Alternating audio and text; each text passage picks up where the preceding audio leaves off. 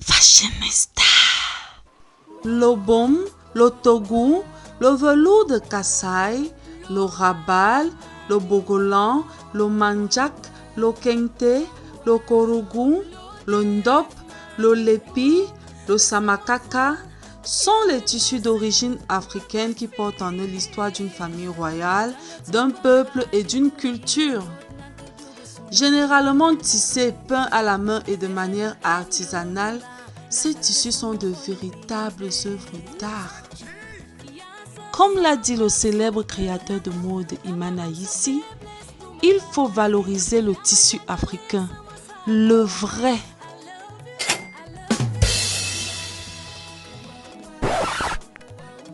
Le pain wax, bien qu'étant connu comme étant la représentation phare du tissu africain, en réalité ne l'est pas. Eh oui, je sais que pour certains d'entre vous, ça fera l'effet d'une bombe. Mais le pain wax n'est pas d'origine africaine. Pour certains, c'est un tissu colonial, vu son histoire.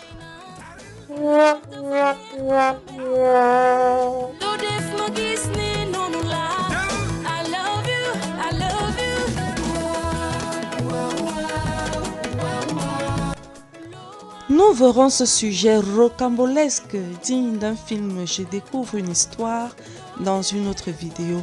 Alors, abonnez-vous. Ici, on parle de mode, d'astuces de couture et de l'art en général.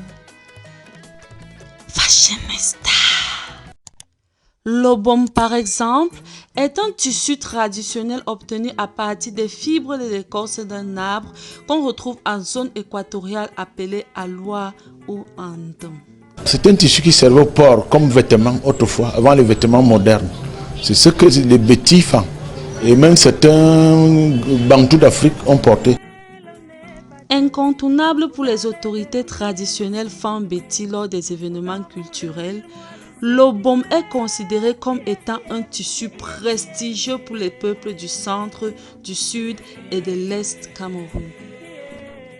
Sa texture, sa qualité, sa résistance au temps et sa rareté le met à une place exceptionnelle, ce qui explique son prix d'achat élevé sur le marché. Bien évidemment, je connais les tissus africains puisque j'en porte aussi. Je ne connais pas tous les tissus africains, mais je connais surtout le Cameroun. En particulier, on a le ndop, ensuite on a les tissus à base de raffia, on a le bazon qui est plus porté par la zone musulmane. Le gogola, un peu, mais le ndop, oui. À Côte d'Ivoire, j'aime bien le style de tissu. Je trouve que c'est beau, voilà, que ça habille. Oui, je porte des tissus traditionnels de chez nous. On peut l'exporter dans le monde entier à l'échelle internationale. Le tissu africain est un tissu qui valorise l'Afrique, qui valorise le monde entier. Pour moi, je dirais les différents modèles. Il y a de jolis modèles qu'on peut faire avec des pains africains. Selon moi, pour valoriser le tissu africain, il faut faire beaucoup plus de pubs, encore plus que ce qu'on en fait déjà, et produire encore plus de tissus, encore plus beaux. Si on met des motifs d'état anciens sur les tissus, je crois que ça va attirer encore plus de personnes, parce que c'est plus le côté tradition qui fait notre nature, notre culture. Baptême, anniversaire, mariage, chaque occasion festive est bonne pour le valoriser. Comme ce magnifique couple majestueusement habillé en tenue traditionnelle de leurs différentes localités. Regardez comme ils sont beaux. Oui, j'aime trop les tissus de notre localité. J'en porte tout le temps. C'est vrai qu'aujourd'hui je ne l'ai pas mis, mais c'est la plus grande partie de ma garde. Tissus des Kaba. Doit-on complètement abandonner le pain wax qui, avouons-le, est très aimé par les Africains? Ou alors diminuer la fréquence d'achat pour davantage mettre en avant les tissus locaux? Les Africains pratiquent-ils le patriotisme économique? J'attends vos réponses en commentaire.